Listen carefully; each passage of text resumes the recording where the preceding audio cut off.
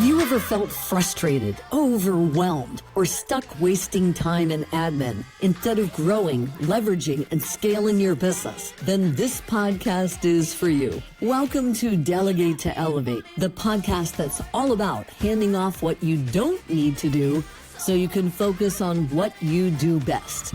So here's your host, Bonnie Schutz. Hello and welcome back, everybody. I'm your host, Bonnie Schutz of Delegate to Elevate, Get Done. I have a really good friend and pal I met through my network, the Dames, that I've mentioned before on a couple other episodes. Please meet Amy Flores-Young, who I know as Amy Flo-Yo.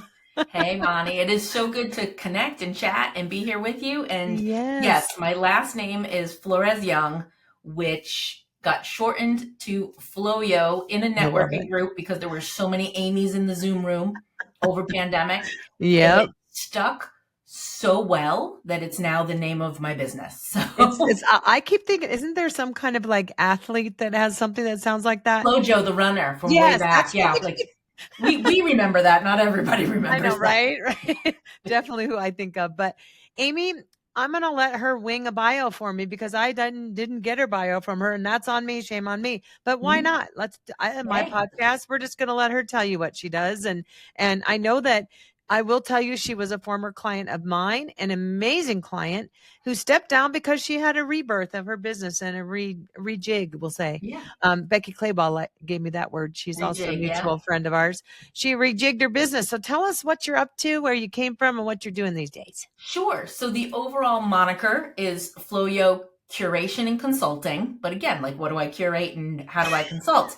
So it's mostly meeting and planning, logistics, the back end of things, as well as giving you the strategies and the pieces to have all the words, right? The high impact, profit generating meetings, retreats, conferences. So it's the live and in-person space that I work in, not virtual summits, not those bits and pieces. I'm not your IRL, yes. Yes, I am the real life behind the scenes to make sure your event, whether it's a retreat, a meeting, a conference, an association gathering, goes flawlessly and all the glitches are handled by me and not you. Hey, yay. We love another person taking that off our plate. Yes. All right. Yeah. So I delegate. I am often delegated to, as well as, me managing my business, working on what I want to delegate and how. Oh my God. I love that you said that because I want all the perspectives. And I recently had one of my VAs who's literally a fractional COO, OBM, a high level VA, so to speak, as a guest because she just got rave reviews from clients on my team. And so I wanted her to tell me a little bit about how she's delegated too. So I love that you said that because it's super important that as professional service providers, I recognized you are delegated to quite often. Yes. So tell me a little bit more who your ideal clients are. Are they, man. As much as we do that work over and over and over and over again, right? How if you're in your own business, you're constantly talking to people about ideal clients and all of those types of phrases. And again, depending on what's needed, there's a lot. But it really is for that mid-size, whatever. Corporation or... Yeah, whatever noun you want to use. Association, organization, corporation, small business. Again, however you self-identify. Yes. It's that mid-size that's not so large that they have a full-time in-person department. Meeting planner, but not so small that it's just them and maybe a VA or a personal assistant, that it's that medium-sized group. I had the perfect example yesterday in a chat with somebody. She used to work for a very large national organization, something like Big Brothers Big Sisters. She was their compliance expert. She was their legal person, right? To make sure all of the chapters were legal and compliant and health and safety, and child safety, and all those perfect things. She was also in charge of all of their national meetings and regional meetings. No, at sir. that. Like it was, and she said it was great. It was fun, but that's not my wheelhouse. That's not her quote zone of genius. That's so overused phrase. Yeah. Right. But she said, that's just not my, she had a law degree, like legal a team of legal assistants, and Oh, they were wow. doing hotel negotiations and contracts and Oh, food and man. beverage and AV production. Oh, Lord. And she said, like, part of it, is that the best use of that person's time? So a lot of people say, oh, we have somebody who does that. And Yeah. maybe it is your assistant or A lot of someone EAs do that in in an corporate. administrative Yeah. role. Yeah. But is that the best use of their time and resource? Again, so maybe Right. it's time to relook at that. And I step in, again, as a contractor, not as a full-time employee. So it often Right. saves a lot of money. And as a contractor who knows the industry and best locations, it definitely can save in the negotiations of what to ask for and what not to spend money on. And Yeah, I used to be a self-proclaimed professional meeting planner. Self-proclaimed, I said. I wasn't a PMP. But I loved that. Like you said, it was something I loved to do, but wasn't really where I was meant to be as even an executive assistant to the CEO. That's Right. where I was supposed to be spending my time. I had fun planning meetings, but no.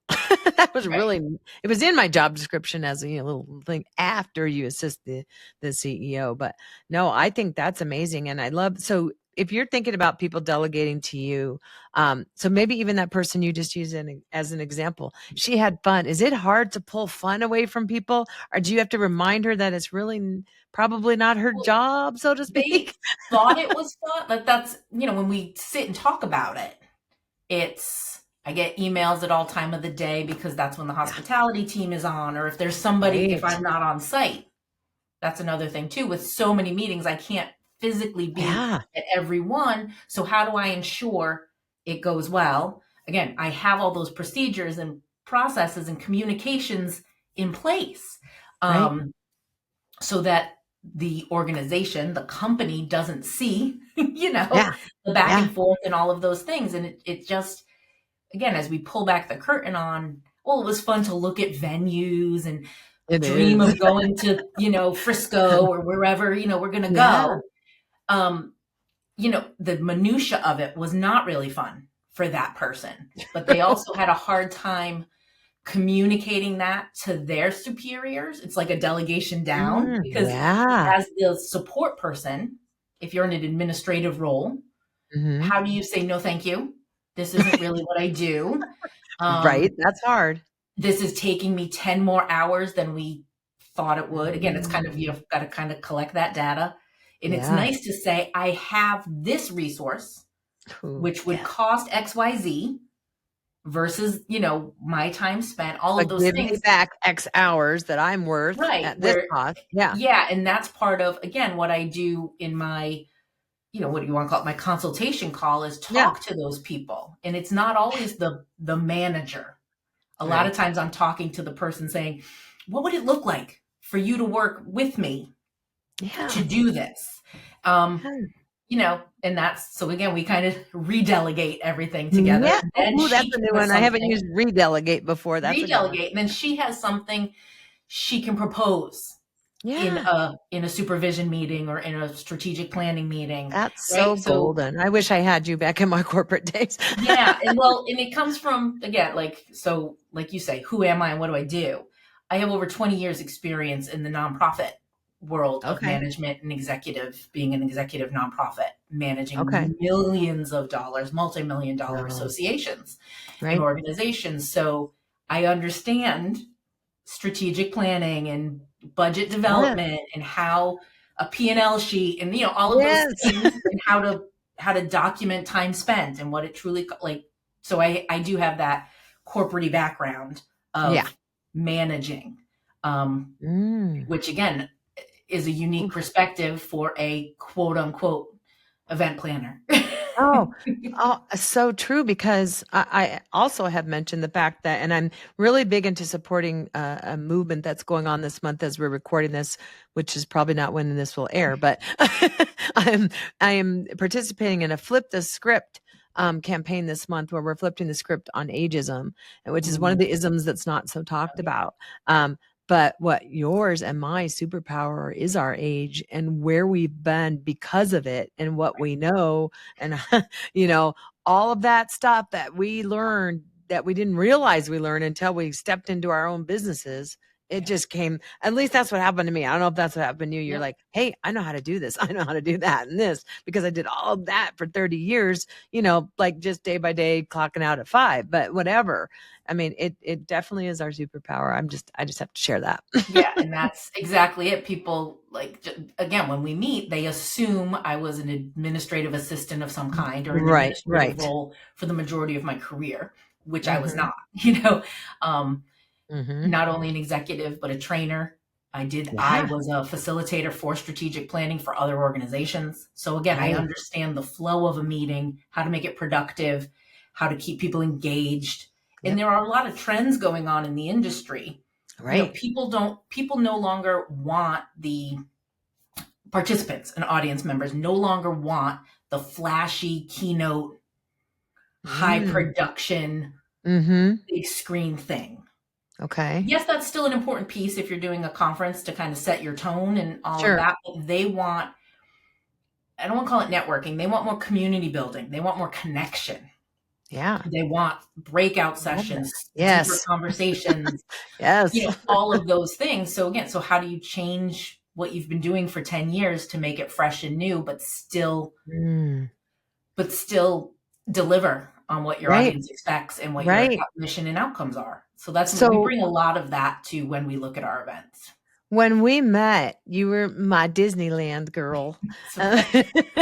She still got her Mickey Mouse I see up there behind her head. Mickey in the background. I love that. So what made you change, or what happened? And was it a personal thing in your life, or was it just like, I feel like we had a conversation about you wanted to step down your hours a little bit or something. I don't know. Maybe refresh my memory if you want to share. A lot of it came through our work together in delegating. You hang out with enough small business owners and solopreneur, entrepreneur type roles. Consultants, You hear a lot about scale and growth and all of those things. And again, I'm in a certain phase of my life where I'm okay with not scaling. Right. You don't have to scale. Again, just like I say, you don't have to grow that delegation muscle to be a bodybuilder. You could be happy with the 100-pound weight. So just exactly. And again, a lot of personal things. I have an adult child who's severely disabled and is home 24/7. So technically, really, my full-time job is full-time caregiver. 100%. Yeah. So my work is my quote unquote work-life balance. My work is my fun, is my joy, is my pleasure. Yes. So this podcast I didn't want it to feel, I didn't want it to feel like a 400-pound deadlift. Yeah. It's my fun space. Yeah. So as, I was trying to delegate certain tasks and lower the hours, I realized, and I know you've talked about this, and because this is what you do, your delegation is your little roadmap, right? Your blueprint. There are certain there's a place you need to be before you can delegate. And people say, well, I want to delegate to get those things done. Sadly and unfortunately, I want to tell people, it's a tough pill to swallow. It doesn't work that way. You have to have good procedures, formal or even informal SOPs, standard operating procedures, policies. At least a brain dump of an audio clip or something at minimum. And again, between Chat GPT and Loom and Script, there's one called Script where you literally click it and it records the whole thing as you do it. Nice. I think it's like Script AI or whatever, something like that. You can Google it; it'll pop up. How to create AI SOPs, and it pops right up. And then you can just send that. This is how I do all of this. You have to know where you are spending your hours, which goes back to those consultation calls with those admin and meeting people of where are you spending your time and how much time is it really taking you? Help them wrap their mind around it and see where they won't only save time, they'll save money because your time is money. Right. And what else employer if you're working for a company. What else could be done better if you were doing this and because all this those is other your things. Focus. Yeah. So like I said, there was I was doing a lot of that work, creating my procedures and what I want done, and whether it was social media content or posting, all the Right. things, reaching out to clients, because again, it was travel based business, Yep. sending the welcome Yep. homes and sending out the itineraries and doing all those things. As much as I still do that, because that's the hard thing too. People think, oh, well, now you're talking about meetings, so you don't do travel anymore. Oh, The yeah. skill You set, don't? yeah, the skill set is very much the same. Yeah. So just because I put more books on the shelf, right, doesn't mean I'm taking out of my library. Okay. Right. I like So that. so I still do the retreat planning and the deep dives into retreat Awesome. strategy. I still do individual family travel. Again, Yeah. These are Disney all logistics. It's like meeting Yes. logistic and event logistics. They are the same. Yes, it's Yeah. logistics, it's details, it's knowing what questions to ask. Yeah. So I still have that full travel network. If it's a place I don't go often or I don't know much about, I know somebody who does, and I delegate that out. Love it. In my You cross travel, delegate to a counterpart that does this very well. yeah, and I don't even I'll call it tell him. delegate. It in many It's like ways it is a cross delegate, but delegation. it's Yeah. just a pass along. Yeah. It's a referral. Because if I can't serve you the best, it's I know not, somebody it's that not can. going to reflect well on me either. So I Right. always tell people, especially when they're new to this travel-y business Yep. or planning business, just because you can book Yeah. it doesn't mean you should book it. Right. Oh my gosh. I'm not going to lie. My husband and I are booking a big 1 month trip in October 25 here. And it's a pain in the arse. Yeah. And you travel a lot. You know what you're looking We for. do. You know what you like, what you don't like. But just when somebody says, "Oh, I just want to," when they don't Just have a get lot me of there specifics. and get me to all these points and make sure I'm not Yeah. lost. Yeah. Yeah. Oof, it's been a challenge. It's a And that lot. was So one of those things that I probably could have truly delegated. And so shame on me as the host of this podcast.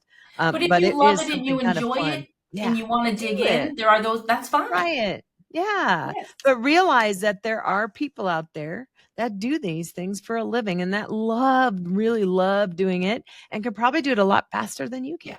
Yes. And that goes for a lot of things. And so there's been a question I ask every person that I bring on to the show with me. When you first started business on your own, maybe your first business, before, what was the first thing you delegated or outsourced in the business? See if you get the number one answer. The first thing I delegated out after trying to do it myself and not failing miserably, but kind of failing miserably, was my website creation. Oh, interesting. Okay. That's about my number two answer for most people. Do you want to guess what the number one is? Social media. No, that's three. Okay. Bookkeeping. Oh, see, but again, I'm the details, logistics, You budget don't person. mind That's the super books, easy huh? for me. Nice. See, there are the anomalies like yourself. Yeah. I can't do the books. That's when I took out my scepter and donned my husband the night of the bookkeeping CFO. Right. But again, totally different industries. And, I only use different moving contractors. parts. I don't have employees. I don't have, so it's a Right. much easier, my money, what comes in goes out. Like it's, Yeah. you're buying this, you're trading that. So my books are also pretty simplistic comparatively. Love it. I wish mine were, but they're not. No. So that's a what I say whole too. nother Like, Oprah, as we say. yeah. But I've been looking heavily for bookkeepers to bring Yeah. on as guests. So if you have any recommendations of bookkeepers as guests, I would love to meet them. Okay. Oh, as soon as we hang up. Yeah. No, yeah. I keep a really broad definition of delegation in my head. Like, Becky Claybaugh, she was a guest on my podcast. Episode 13. I only remember that because it was our quote unquote lucky number. Lucky 13. She was my guest and she really got me to, well, actually we came to it together, that delegation can be thought of when you use a coach. I delegated my mind. So I really delegated my old way of thinking to somebody else to help me rescript. And that's what I hope people will do, listening to guests and all their different trials and tricks and tips and things that they can give others about delegating. If we were to take what we've talked about today, or maybe even think outside the box a bit, You did already drop the very important, like, have your ducks in a row before you bring on somebody so that they know what the heck's going on. And you don't have to spend all your time training, because you could just hand them off some things to read or listen to. But if you were to give me a couple others, or if you can't think of two, that's fine. One, and I coined them, something came to my head. I coined them golden nuggets. So they're like your nuggets, golden nuggets of wisdom to help them if they want to grow that delegation muscle or feel like they're in a good place. Because not everybody needs to delegate everything, but if you want to, you can sit on the beach and you can delegate all of it. You can be that silent owner. But if you were to give me, long sentence here, a couple tips and tricks as we close out today, what might those be that you think might help our audience feel better and do more? I think the biggest thing, which again is painful for most, not for everybody, but for most, when you do it, is time tracking. Where are you spending your time? Yep. And I think, well, the first question, I guess, or the first piece is, are you working the amount of hours that you would choose to work? Right. If you say, no, I really, would like this to be a 20, 30, that's another thing. I don't work more than 30 hours a week. Most of my weeks are 20 to 25. Yep. And I still have girl. good mid six-figure business, just to let people know. Like, it's not just a side hustle. And I work technically part-time. That's fantastic. Again, because I'm efficient at what I do. That's a big piece of it. So if you would gosh, I would love to have Fridays off or be off half day, whatever those things are that you want. If you're feeling that, then you need to time track and figure out how to make it happen, where you're losing your minutes. Yeah. And sometimes it's got like little things like, gosh, I didn't realize I was taking, over an hour at lunch. I could probably do a half hour break, or, sometimes it's just where are you spending your time? If it's, oh gosh, every 20 minutes I'm back in my email. Yeah. So sometimes it's not jumping to delegation, it's jumping to, internal delegation. Where am I going to internal shut off those notifications? Am I going to do more of a blocking of tasks? Yeah. So once it all comes down to simplifying and understanding what you're doing. Then yourself and your introspective. Yeah. Yes. Then you can create the list to delegate. When I started trying to delegate out, it was, I do these are quick little things I do every week. Not necessarily quick, but the repeatable things that happen every week. Can you do these? But by the time we set up the structure, did the thing, it wasn't time efficient. Right. I was struggling because you weren't feeling it. Yeah, it became efficient. It was only a couple hours here or there. So I couldn't maintain a 10-hour a week, 15-hour a week person. Right. So sometimes you kind of have to know where you're at to know what you're going to give away. And a lot of people say that too, like bookkeeping, yes, is a very specific task. Right. I get that. There's not much training needed there. They should know their stuff. Yeah. Yeah. You want your numbers to be good. But a social media manager you bring in, that takes a little while. That takes a lot of training. Do they know your voice? What were you doing before? What's worked? What's not worked? Do you have your content? A lot of people just think, I'm going to send them my photo shoot pictures and they're going to make some cute little graphics and here we go. They're going to make me look cute. Yeah. And then you're posting to post, not posting with an intent. And right. Those are two no very strategy. Things. Yeah. It's without a strategy. So that's what I mean by know your direction before you delegate. I guess that's the way to say that. Quotable. Don't think I won't social media manager that to my delegatee. Yeah. Yep. Please. Yeah, know the direction before you hand over the wheel. It's really sound advice. And, I've alluded to it in the past and I can't say it more myself. And, when in the beginning of the business, sometimes you're just taking anybody and taking them at whatever level they're at and you're not qualifying your clients. sometimes you have to qualify clients, and that's a hard pill to swallow sometimes, because you're like, oh, I feel so bad if I tell them, oh, we're not really fit.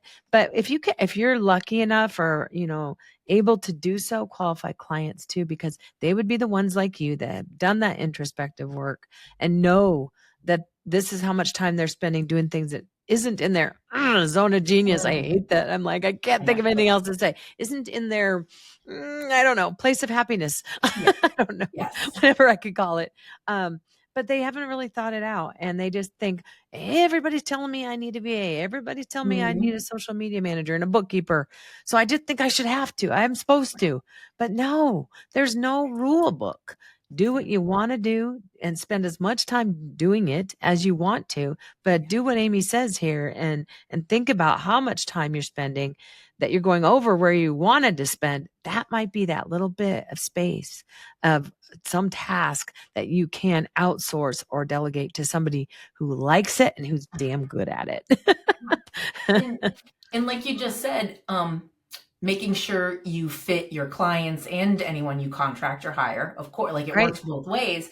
But that's what happened when you said, like, why, how did your business shift or transition? Of course, as a travel-based business, we had a little thing for a few years. There was this thing called COVID. Changed some things up.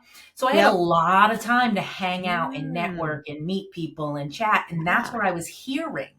Ooh. Again, with my kind of that strategic planning facilitator ear. Yes. Hearing, oh, you don't know how to price a retreat. You're not making enough money on that. You're not, and that's how I built out those services. Yeah.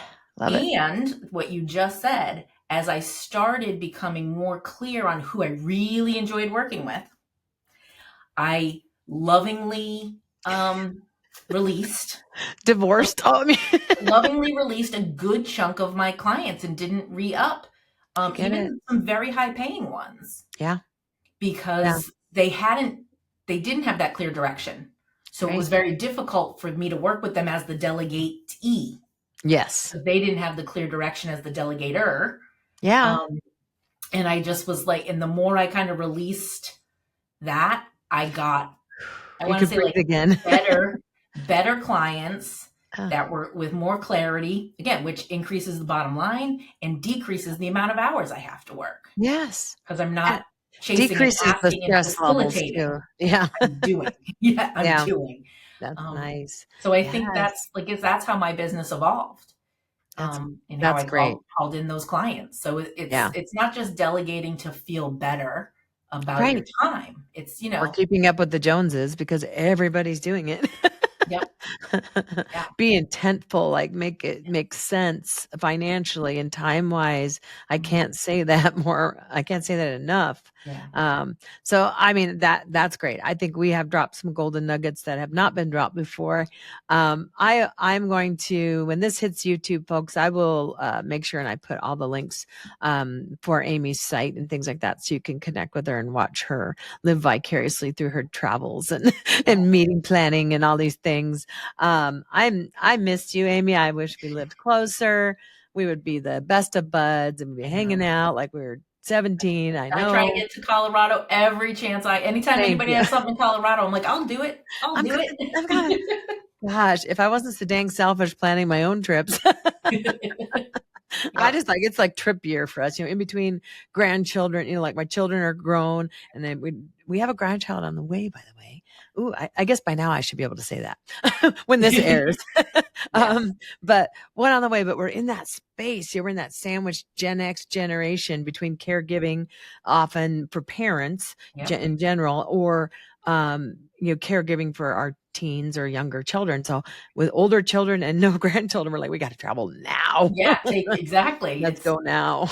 Right. You know your direction, where your time is spent. Yes, I do. And I surround myself with a network of amazing people to keep myself aligned with what my goals are, and what I need to delegate and what I don't need to delegate, because I like doing a few things now and then. I like to do my social media for the podcast for now. Right. But it will be delegated, I can guarantee you, at some point. Yeah. No, but, oh my gosh. So Anyway, thank you so much again for being here with me today. It means a ton.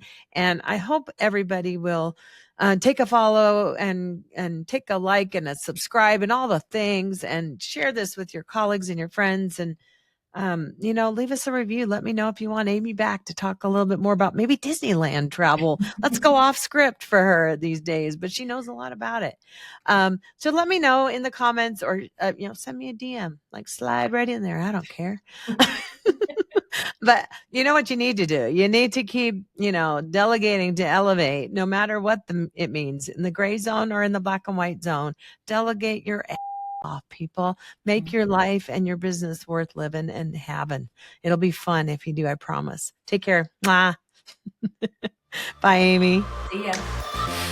So that's it for today's episode of Delegate to Elevate. Head on over to Apple Podcasts or wherever you listen and subscribe to the show. One lucky listener every single week that posts a review on Apple Podcasts or iTunes will win a chance in the grand prize drawing to win a $15,000 private VIP day with Bonnie herself. Be sure to head on over to delegatetoelevatepodcast.com. That's with the number 2. And pick up a free copy of Bonnie's gift and join us on the next episode.